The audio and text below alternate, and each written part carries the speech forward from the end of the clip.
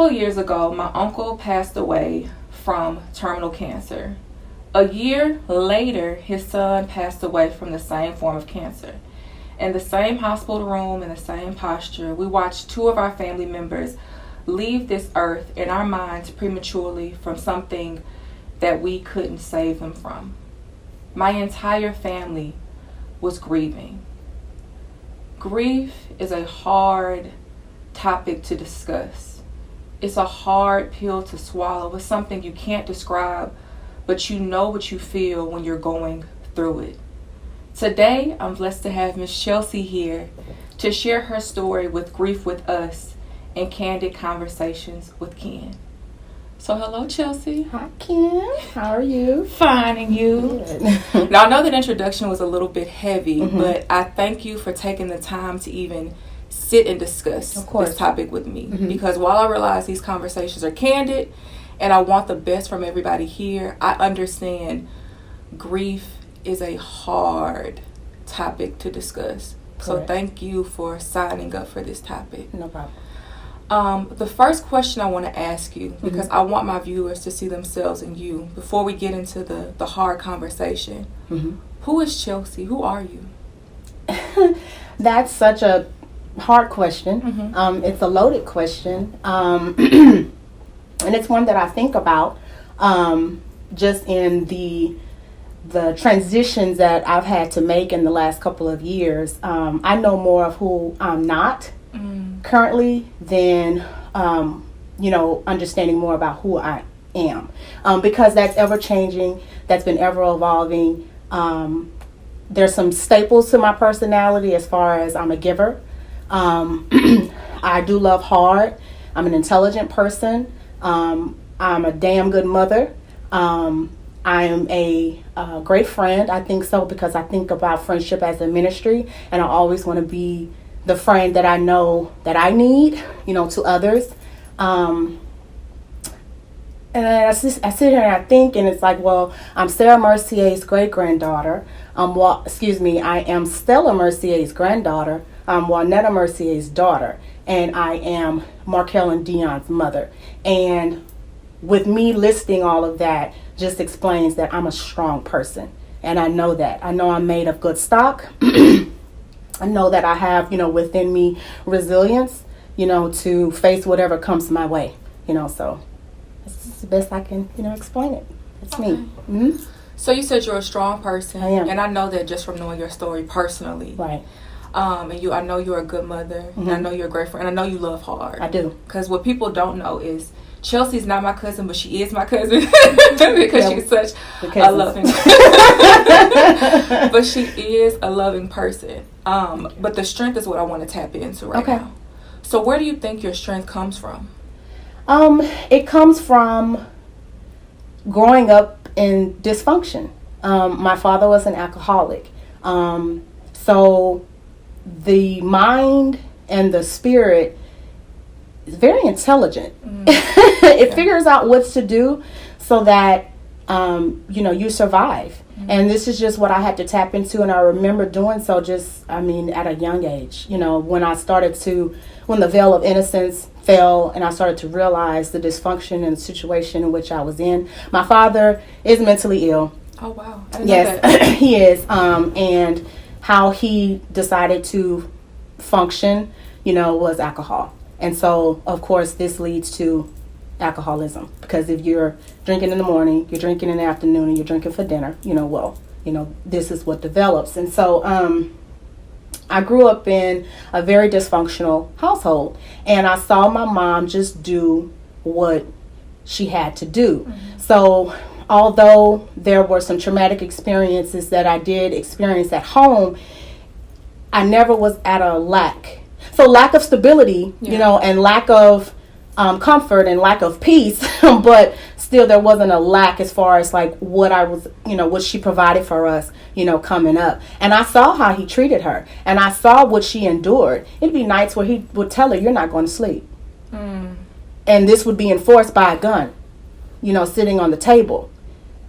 And then she would get up the next morning, and I would have a breakfast. My sister and I would be dressed. We would be bathed. We would be ready for school. She, helped with homework, So she still did what she had to do, for her children. And I grew up, seeing that. And I mean, I am her, as far as, I'm not her daughter. The apple doesn't fall far from the tree. Mm. So when I started to face, hardship and, obstacles in my life, well, I looked to what I saw. Mm. So that's where I get my strength from. Okay. Mm-hmm. And I'm assuming, and you can tell me if I'm wrong, is that where you started building your resiliency as well? Yes, definitely. And because of the dysfunction and because of the alcoholism, my father made me feel like I had to be perfect. Mm. So the perfectionism kicked in. And so while others looked at it, yes, it's resilience, but then it was also this child needing, to be perfect. And so this is why I still was able to actualize certain things that now that I'm older, weren't necessarily my goals, mm-hmm. right? Or my, desires, but things to check off the list as far as what a good daughter would do and how a good daughter would help their mother and how a good daughter would represent their mother. Because there was also this burden I feel because my mom decided to stay or, decided to deal with, certain things that to not, because of her decisions, you see what I'm saying, to not come out bad. Right? Gotcha. Like she still raised good girls. Gotcha. But that was an onus that my sister and I took upon ourselves. It's like, we have a good mother and so we want to be, good daughters. And so I just remember at, like I said, 8 years old, okay, well, mom's dealing with all of this. So, I'm going to wash the dishes, and I'm going to learn how to, wash clothes and I'm going to figure out how to cook and I'm going to do my homework and I'm going to make all A's. And both my sister and I became like super independent, in a lot of regards because we didn't want to place on her any more stress or any more just anything. We didn't want to give her anything else to deal with. And that was what we placed on ourselves because quiet as it's kept, that would have been something else to say as a strike against my mother. And that wasn't something that I wanted to do. I had every right to lose my mind, to act out, to, be rebellious, but I didn't because I wanted to, give my mom that, if that makes any sense. Right. So resiliency started to develop. I remember in middle school, and that's when his alcoholism was just like very, very unchecked. And it was, I'm going to practice my, my recital. I'm going to do well on my recitals and I'm going to make all A's. I'm going to do, and this started, in middle school and then, of course, continued on in high school. And then, of course, continued on, in college. I decided to, pursue, what did I decide? Pre-chem. So that was like at that time when we were graduating pharmacy, pre-pharm. Yeah. I didn't want to be a pharmacist. I didn't know what I wanted to be, but I'm going to go to UT because it's UT, right? Mm-hmm. And, I'm going to at least try to pursue, pre-pharm. I'm horrible in math. I'm horrible in science. These are not, I'm an articulate person. I like to write, that was, what I developed and, I'm creative but no, I'm going to do pre-pharm because, that looks good. That looks good. And my mom was pre-pharm, because I don't know, we didn't fill in, but my mom is, a physician. She's a doctor. And so there was so much pride attached with our family because she was the first, my aunt actually was the first one to go to college, but she was the first doctor in the family. That was just such a source of, it's a high accolade. It is, and before even being a doctor, she was a pharmacist. So, okay, I'm going to follow that track because I don't know who I am because I'm in a role and I've been in a role since I was a kid. Wow. Yeah, I've been in a role since I was a kid. So, and it took a lot of unpacking for me to understand that that's exactly what was going on. Because it's like, why did I go to UT? I wanted to go to an HBCU. I wanted to go to college, to have fun. And me coming from Worthing, being in such a nurturing, environment with a lot of, black people and that culture, I didn't want to go to the UT. Definitely didn't want to pursue pre-farm. Why I'm making these decisions? And I realized this because they fit the mold. Or what you expected what I was expected, to be. I went to UT and the genesis of my understanding of my strength came from my pregnancy. Mm-hmm. So, the pregnancy with my first son. So I'm out there. I had made a bold decision. Forget this. I'm not doing, pre-farm. I'm going to pursue public relations. I'm going to change all of this around. And I was a junior, but thank goodness, credits, counted or whatever. But I go home for my sophomore summer, and that's when I realized I'm pregnant. I had a decision, at that point. Well, the decision was I was keeping my baby. That. But I had a decision. Do I stay in Houston in the comfort of, home, being around family, or do I, at this point, do what I want to do? I want to graduate from UT because I've put in work at UT. Mm-hmm. And I can go to UT with my baby. Oh, so you went to school with your son? That's what I did. Oh, I didn't know that. Yes, ma'am. Oh, wow. So my mom, they were saying first, well, go to U of H. You can just transfer. No, I don't want to do that. Okay, well, you can leave the baby here whenever, so you can go for your junior year, because I was pregnant my junior year. So you can go for your junior year, and then the baby can stay here with me. A lot of people in my family thought she just needs to not even worry about school right now, because sometimes, or a lot of times, in our culture, when you had a baby, so you're getting ready to, basically pursuit of dreams is over with. Let it go. Let it go. Because you're getting ready to work, and you're getting ready to, take care of this baby, since you're so, grown, right? And you're grown and fast. So, I had that going on, right? And I was going to agree to it. I guess, I was going to agree to it, and it was very stressful just because, my mom wasn't supportive, at first. She basically was asking me, what are you going to do? Because I guess at this point where you're grown, so you need to tell me, what your plans are. And that's exactly what I did.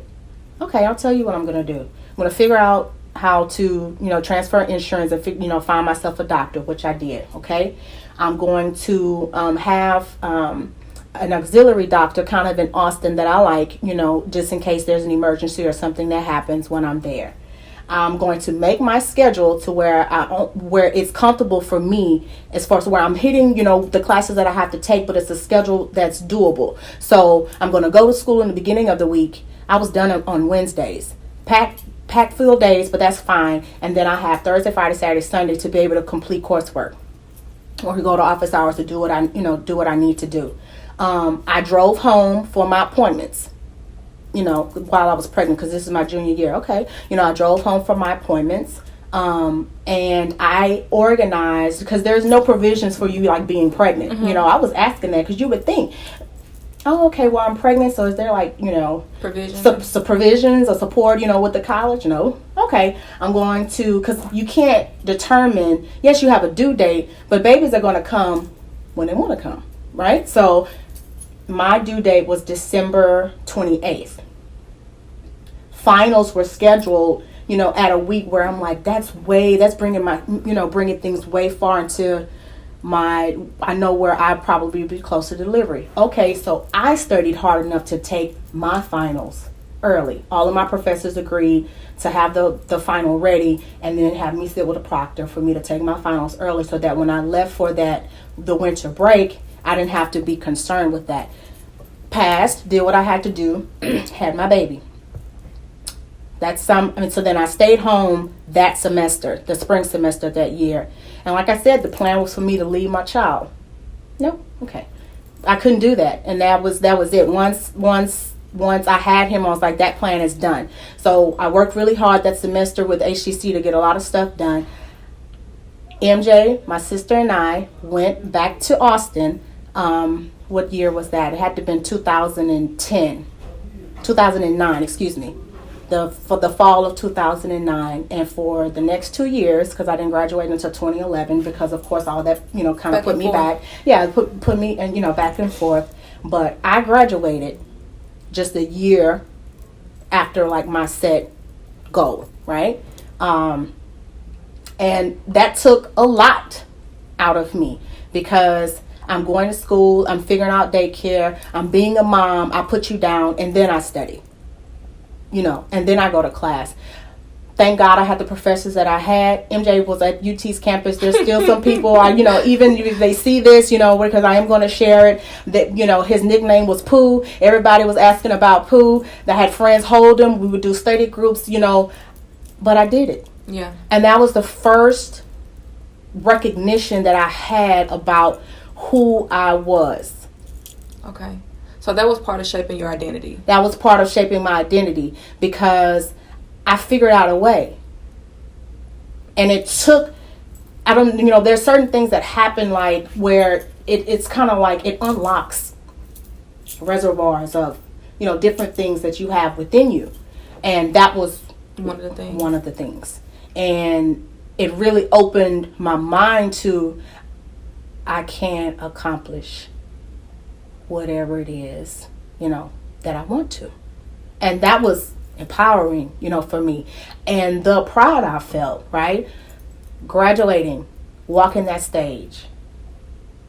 It was like, you did it. Everybody that was at my graduation had written me off. But okay.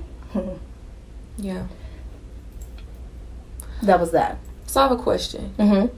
Because part of your story, you talked about the strength and resilience, and I think our experience do shape when we start describing ourselves. That's why I asked everybody in the beginning, mm-hmm. who are you? Mm-hmm. And it's those experiences that shape who we are. Mm-hmm. And because we're talking about grief, early on mm-hmm. in the thing, you went through a lot of things. So when we have our ideal childhood in mind, mm-hmm. right?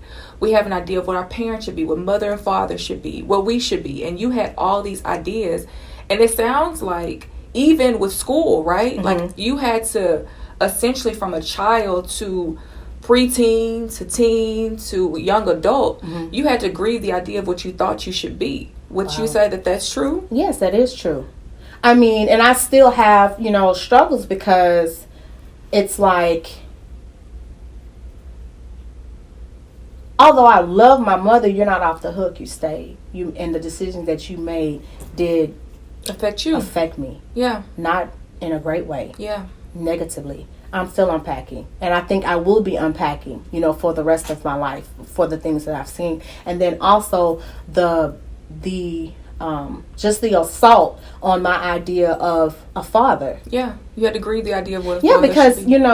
the person that's supposed to protect me and be my dad and, instilling in me things was the demon, was the monster in the house. And so a total assault on, that. And it definitely shaped how I connect and am able to, form relationships with men.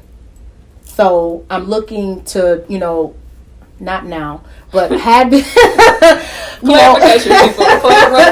Yes, had been looking to, feel a void, and then but then that was actually also unhealthy, because then you create this fantasy, because I don't have an example. So the example in my mind is based off of, I don't know what, Ken and Barbie, what I see on TV, what I'm saying, just about what a father is and what, a man is, or the man that, I think, I want.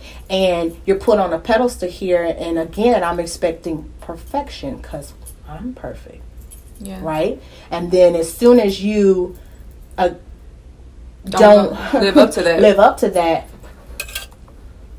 it's gone. You're gone. Yeah. Because you're not giving to me what I think, you get what I'm saying, like I want out of a relationship with a man. But it's so So having that mindset, of course, set me up to have unsuccessful relationships, because nobody is perfect and nobody is going to fit this narrative or this fantasy or this daydream that you have. These are individual people. Gotcha. Who, you get what I'm saying? Yeah, I get exactly what you're saying. Who are, you know, who deserve to sit in, you know, their humanity and, you know, who they are as people. But if I don't have that in my toolkit, right, and it took life, you know, to form that understanding. But when I, you know, the two main relationships that I had in my life, it used to be, well, they did da-da-da-da-da-da. And so that's why those relationships failed. But Chelscie, no. Also, you contributed, you know, also to the failure of those relationships. Yeah. So I want to say something I don't want to stop and pause, because I think when we think of grief, we think of it in terms of losing people or just items, exactly.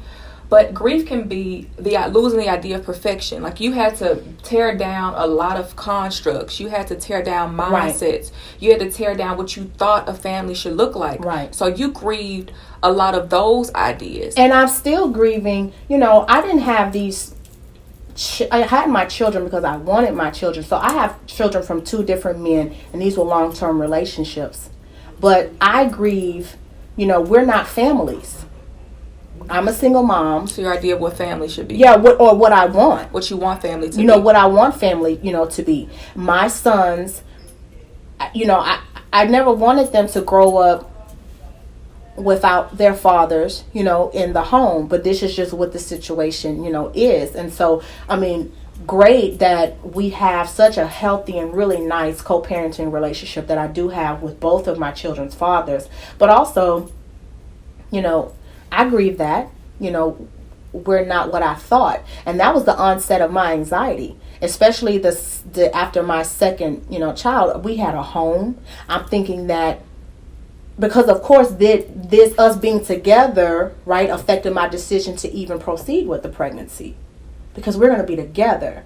Who takes on having two kids by themselves? Nobody, you know, really wants to do that, to right. take on, you know, single motherhood by yourself. Yes, it happens, you know, and people do it all the time, but I don't think that that's a goal, right? And so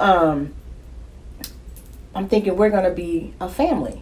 We're in a house. It's like we have the dog, you know, you're raising, you know, my oldest son. Okay, we're going to have this baby, which we decided to do, you know, okay, we're going to have this baby. And then you flip the script. So now there's no us, there's no house. You know, I'm moving back in, you know, with my mother. There's this constant, and I have a C-section. I have my baby early because you have stressed me out this entire pregnancy. You know, I've gone into preterm labor, you know, 3 times. Got to the point to where the doctor said, I'm going to deliver this baby if you come back in, you know, dilating, because, you know, I'm going into preterm labor because I'm so stressed, and it's just a lot that I'm carrying with still being pregnant, which that's a whole other, that's a whole nother caveat. And I have him C-section early, and I'm back to work 2 weeks after having him. Let's stop there. I'm back to work 2 weeks after having a baby. No maternity leave, no anything, because if I'm at home, I'm not making money. But now I have the house, I have the 2 kids, you're not in the picture. You functionally can't support just because you're unemployed at the time. You're not trying to be supportive in any emotional way, right? Because we're at odds, and so I have to do what I have to do. So you've had to grieve a lot of expectations. So, yes. Is there anything else? Because we've talked about family expectations, relationship expectations, and I love it because that's what grief looks like. Right. Are there any other things in your life that you feel like you had to grieve, that you feel like other people may have grieved and they don't even understand that they're grieving those processes? Yes. So I was in law school. That's been a goal of mine. You know, so after having my son, my youngest son, you know, I went into this state of, okay, I'm going to try to actualize some goals. But, of course, that's my default, right?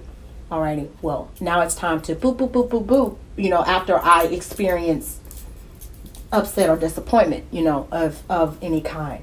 And so I do what I have to do. I'm accepted to law school. I began, South Texas, but the undertaking, I didn't have an appreciation of what that undertaking would be.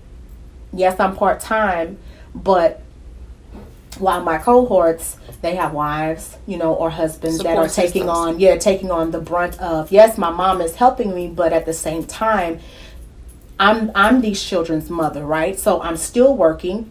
I'm coming home and I'm being mom. And then, I'm going to class, of course, on the days that I have class, straight from work. And then I'm dealing with anxiety that has caused me to have ADD, which I, didn't know. Wow. Which I didn't know, until later. I'm staying up to all times of the night studying. I'm balancing a lot. And what ended up happening is that I was dismissed January of 2018. Dismissed from law school. Dismissed from law school. That was something that gutted me like a fish, because I had been so used to success, especially in the academic area. So for me to fail, it wasn't even about me appreciating all these other, things that contributed to, me not being successful in that.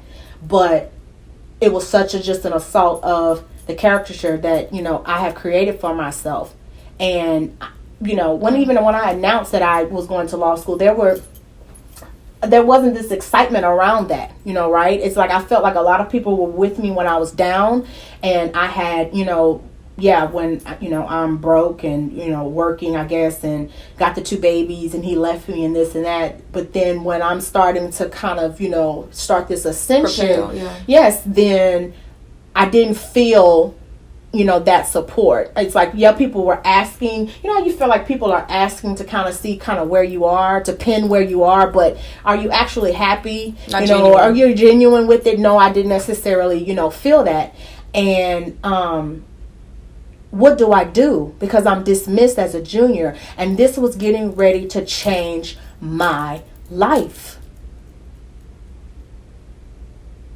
Yeah. This is getting ready to change my life. I was getting ready to bring me and my boys from here to here. Yeah. Right? Just in what I'm able to do. Yes, I would be happy, what it is that I was doing, but I would have the autonomy, that I, desired in a career, and I would be able to bring us up. Mm-hmm. So to grieve, and I still grieve that, because it's still a dream of mine. It's just a dream deferred. I mean, I understand now what it takes. I am, getting help for my anxiety and my ADD, so if I were to attempt it again, I think that there would be, a different result. But at the same time, law school is what it is. So my first priority is my children, because, law school was such a sacrifice, not just for me, but for them. Yeah. Because I was not, I remember my son, Mom, you have to, you're always studying, you're always reading, because they're used to me being on the, with them. That's how I look at it. Like, I'm really down to earth with my kids, and we're friends, too. And so, it wasn't just a sacrifice for me, it was a sacrifice for them, as well. And so it would be selfish of me, I think, at this point, to try to do that again. They need to be older and a lot, they're self-sufficient enough to where it's like, whether I'm really, really engaged in doesn't really matter. Like, I'm thinking, DJ being a teenager and MJ out of the house maybe would be, a time. The best time for me to go back and, pursue that. And so it's something that's very much still in my heart. I can tell. But life is what it is, right? And so I've had to make decisions, because I was barred, per ABA, regulations. I couldn't, apply, for 2 years. That 2 years came up, but I said no, just because there's places where I want to get my kids and my boys, and they're at a very impressionable age, and it's instilling time as far as me, pouring into their minds and their hearts. Because parenthood to me is not just providing or provision. I'm very much invested in the men that they're going to be. So, like I said, high school, for DJ will probably be, if I, were to. But, so if you're grieving a dream, it's hard. It's very hard, and because of the possibility. No, I get it. So, to anyone out there, if you're grieving a dream, I understand. But, as part of being an adult, you have to make hard decisions. Life is about, those hard decisions. And being an adult is about those, hard decisions. Immaturity, of course, would lend me to, I'm going after it now. But you know the timing. I know the timing, right? You have to know the season and the timing. I still keep in touch with people that I was in law school with. It was a heartbreak, not just for me, but for my friends, because you become very close. You're not eating, you're not sleeping, right? And you're with them, trying to, cultivate this life. Right, you're cultivating this life, and you're with them, studying and doing things that you have to do to try to, succeed. And so, and there were lessons that I learned, during that time. So, it wasn't a complete wash. But getting back to my mindset at 28, that time, and then also, let's add, I had stopped working. I was a teacher. So I had stopped working. It had to have been in 2017. So I stopped working to try to lend, more, this is more ability to me being able to, because my grades have started to suffer. So I said, okay, I can't drop my kids. Yeah. So what plate with, all the juggling that I'm doing, which plate do I drop? Okay, I'm going to drop work. I was already living with my mom. She said, fine, so I didn't have any, real bills. I was, getting student loans or whatever. So their, finances just wasn't necessary, wasn't a problem. But then no school, no loans. No job, okay? After I grieve and I cry and, it is what it is, okay, I have to enter back into the workforce. I said that season that I went through, it was orchestrated by God, because I have a bachelor's degree. I'm certified to teach. Why can't I find a job? What is going on? I applied to be a maid. Really? I applied to be a maid.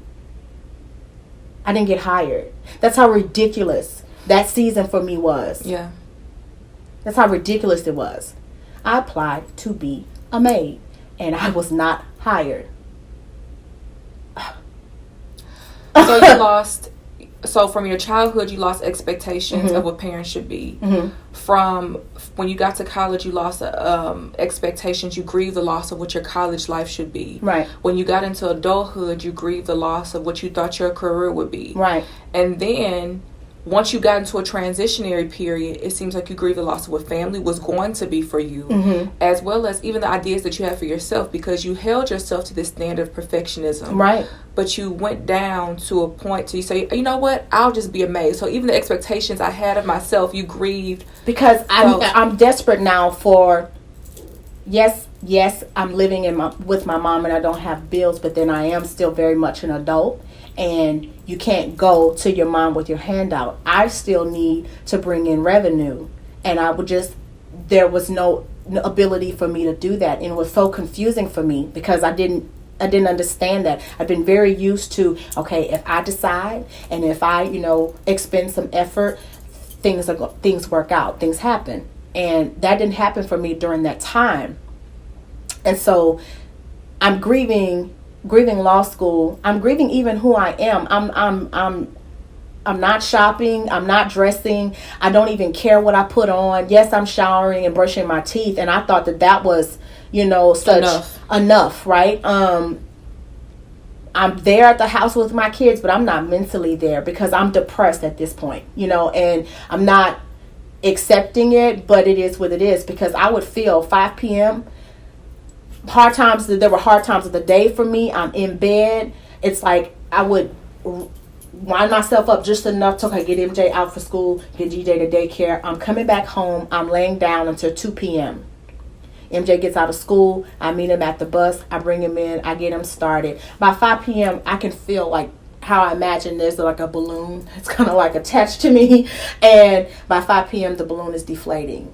And so I'm so regimented with them, not because I'm trying to be such this great parent and have them on the schedule. It's because I'm checking out of here at 8 p.m. I don't have it. I don't have it in me.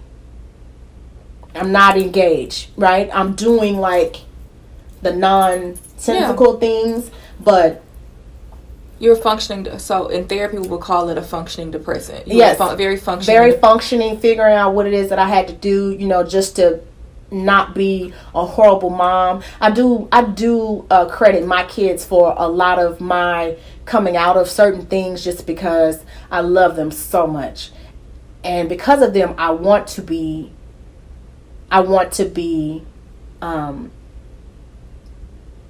what they need. Yeah. Right? So they have stopped me from, going down that black hole, right? And I understand now when you think about people that you see on the street, or even when people that you were here and then now they're here, life can, throw you blows, right? And if you don't have anchors, it can sometimes be hard to get back up, from things. But I'm grieving all of that. That's going on. I'm depressed, functionally depressed. And my cousin, she had her baby May 15th. Of course, there's so much celebration. She just got married, the summer before, June of 2017. She's one of the older cousins, and so, a lot of us had already had kids, but, she waited until, she got married. So there's all the celebration behind her being pregnant and having the baby. She delivers on May 15th. Let me pause you really quickly, because I want to give people who are watching some kind of context. Okay. So Chelscie and my other cousin Risha, they're all very close knit. We are. So when we talk about cousins, it's not just like, oh, this is my distant cousin who I see at family reunions. If you go to their social media, if you go to their pages, there are images of them constantly together. They travel in packs, I would say. It's almost to kind of make light of the situation. I mean, we're BFCs, we have a name. No, it's a whole thing. Okay? Yes, we are a tribe. So I don't want us to use the word cousin lightly, because I know sometimes when people think of cousin, like, oh, that's just my cousin. But for them, they're a tribe. Sisters. Of cousins, sisters, right. Friends. They laugh at each other's jokes. So I wanted to give you guys some context before we actually go into what that took out of you, so the viewers at home can kind of understand that. So, we're close. We're family. This is big cousin. Tamara took me shopping. In high school, she took me shopping for school clothes. Mm-hmm. Very much invested in what her younger cousins had going on. We were very, close. She had, like I said, there's closer relationships amongst, all groups, I feel like. But even still, she loved us, and we loved her. So she delivers on May 15th, and I remember my sister and I were at the hospital visiting somebody else, and we get this call. This is the Thursday. So she delivers on a Wednesday. On Thursday, we get a call. Tomorrow, something's going on, because my aunt is calling my mom. Of course, she's a doctor. She's vomiting. There's something going on. Gastro. What can this be? Friday, she's intubated. And that's, I remember I was at the Memorial Hermann in Pearland, and so we're running to the car to drive up to the hospital, because what is going on? She delivered, at Women's Hospital. We get up there. By the time we get up there, she's being transferred to Park Plaza. And even now, I have issues even passing by, Park Plaza. They did all that they could do, but she contracted C. difficile. in her delivery, and wow, she became septic. And so we saw her go from, Tamara, beautiful, vibrant, intelligent. I mean, this girl, you don't want to say that somebody's perfect, but she was it. Just at a young age had hit so many of her goals, right? She was somebody to aspire, to be like, yeah. To be like. And we saw her go from healthy, vibrant Tamara, and she died such a painful,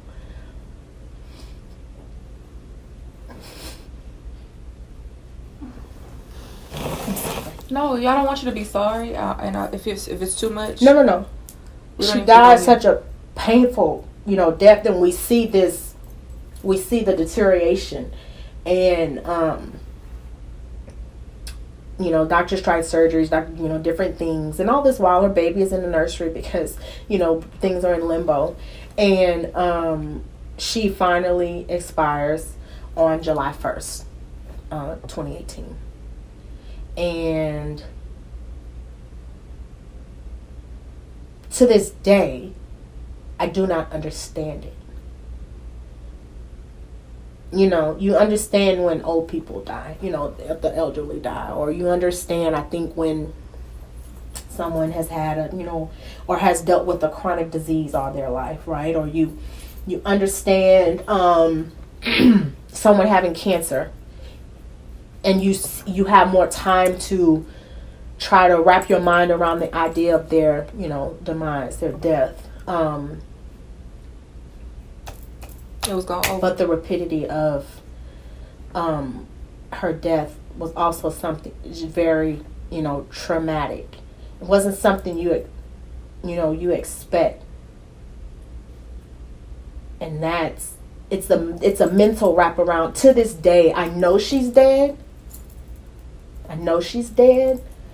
But to this day, I find myself driving. Damn it.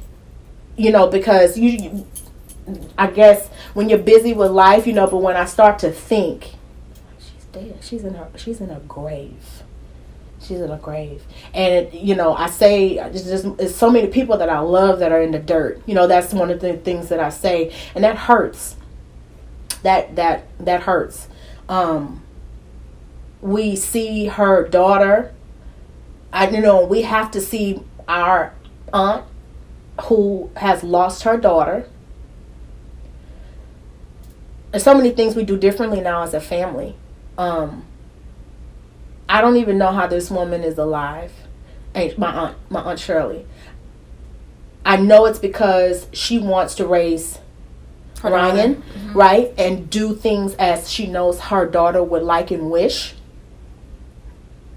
But me now being a mother, how do you get up from that? I get it. I don't get it, but I get it.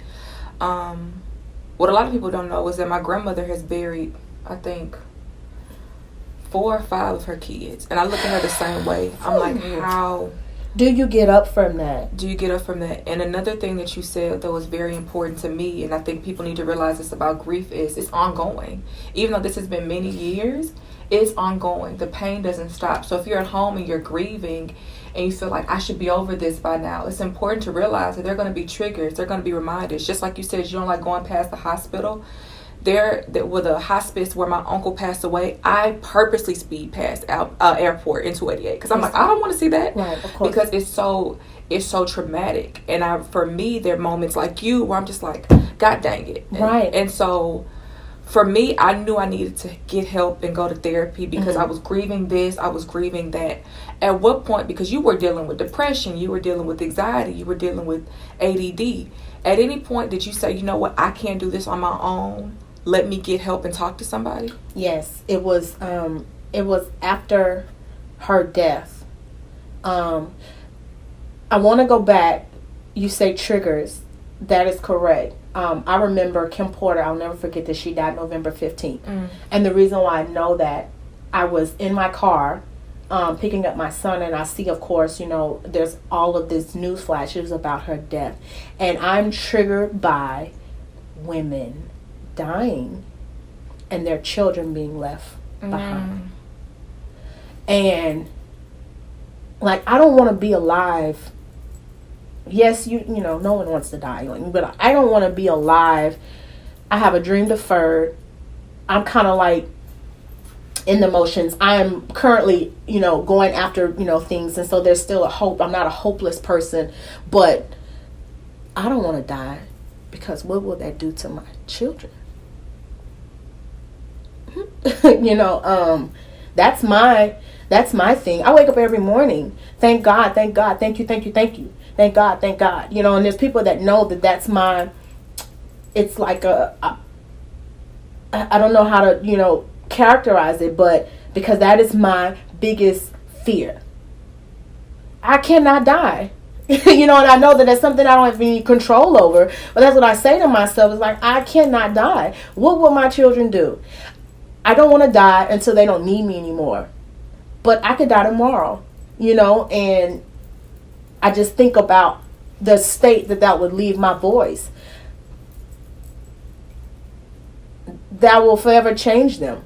And it's not like I'm trying to give myself all these kudos about like who I am as a mother, but we have a very, you know, close relationship. You know, I'm triggered by that, you know, and I'm triggered by, you know, mothers, you know, that pass. And it's because, you know, of tomorrow, you know, and you, going back to what you had said just a moment ago, also, grief, it's like when a person first dies, there's so much activity around you, right? You know, people are dropping off food, and they're around you, right? And they're to comfort you. They're to comfort you. And, you know, there's all of this kind of busyness, you know, that happens. And what my experience has been is that as more time has passed, when that busyness slows down, down, and, you know, people have gone, and you're left to your own devices to make sense of this loss, because we were robbed. Yeah, it was highway robbery, and to make sense of, you know, this big loss, I find myself crying more now, and I find myself in, you know, thought about different things more so now, and I cringe at the thought of her in the grave more so now, and the sight of her, you know, in her casket more so now. Yeah. And then we hurt, and I feel guilty. I've had 2 kids, and I didn't die. That's the important part of grief people don't talk about. I didn't die. Why? You know, why did she have to die? You know, just trying to have a baby. She just wanted what most women want. Yeah. You know, I had 2. You know, I didn't die. It's a guilt that, and I don't know if it's rational or not, but it is some, you know, how I feel. And then Ryan, you think about her baby girl, and Shirley is amazing, but in Shirley, it's not tomorrow. You see? And I get to be with my children. Tomorrow doesn't get to see this girl, you know, grow up and be. Yeah. That hurts. I'll never forget, and I say this, I remember she had 2 ring dishes she bought specifically. It says XOXO, and both of them, they're purple, because her favorite color was purple. And she had plans of, she's going to buy specific jewelry. Like I said, I never forget, you know, specific jewelry for her and her baby girl. And that was just one of the things, you know, that she because she was a thinker, right? So I know just all of these amazing, you know, things that she was going to impart, you know, for this baby, or to this baby. Yeah, I'll never understand it. I have to accept it, but I'll never understand it. And to somebody that says the same, that you're very valid, you don't have to understand. You know, hopefully one day maybe I'll live to see why. And I keep on saying, because the Bible says, and all of these things, will work together for the good. And all these things will work together for the good. And I say that to myself. So I hope, that I get to see all these things that I've seen, go on in my life. I'll see how they will work together for the good. I'm still waiting, though. And I don't know in my lifetime. Maybe my sons will see, but I don't know in my lifetime will I see it work out. Right. So I don't want you to cry anymore. I thank you. I thank you because I know going into it, I knew this was going to be a very hard topic to cover. Right. And I know just from my experiences, like you said, when the casket closes and the body drops, you're left alone by your vices. Right. And you're forced to kind of sit with those emotions. And my cousin who passed away was 34, so I had to kind of sit with that and not be. And that's the same age that she passed, and it's just like, and I'm 33, and I'm a year away from, and it's just. It challenges everything you think about death.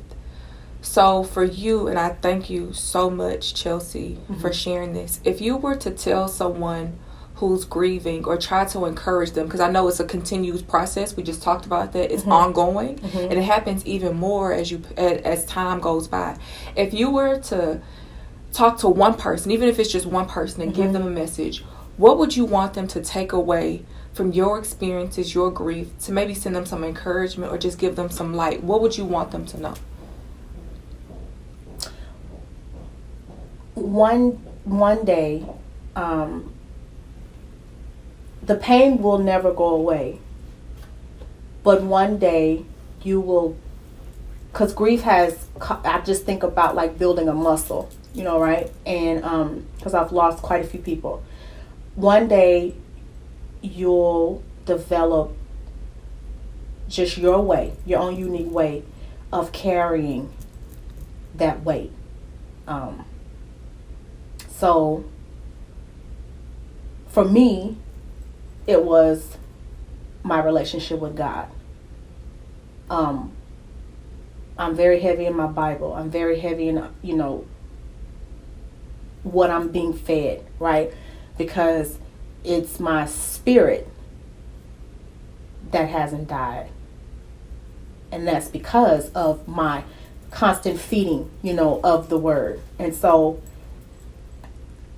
it won't get any easier. Like I don't want to, cast out this like one day it's going to be like rainbows and sunshine. It's no like false narratives, yeah. No, I don't want to give that false narrative. It will happen is you'll one day be able to breathe a little bit easier, and whatever your go-to is to protect your spirit, if you are doing that, and if you are being honest with yourself, and if you are talking about your grief, and if you are crying when you need to cry, right? And if you are letting out and having those cathartic experiences, and you are finding people that can carry you when you need to be carried, then one day you'll just be able to, the weight of your grief will knock you down, right? You'll be able to walk in it.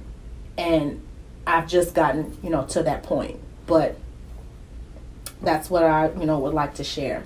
You'll be able to walk in it one day. It won't feel like you're drowning after a while. If you are doing the work. If you sit in it, right, and you just sit in it and you say, this is going to be my, I'm going to resolve to this, well then nothing will get better. So it takes you doing the work to one day to get it better. Yeah, one day to just be able to walk in it. And the load gets lighter. The load gets a little bit lighter, right? I would agree.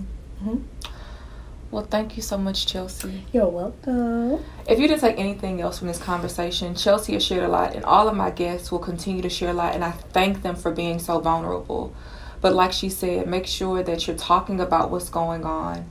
Continue to express your feelings. Find your support system. Find your network.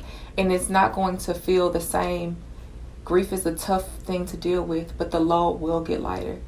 Thank you for sitting with us. Thank you for this Candid Conversations, and we'll see you again.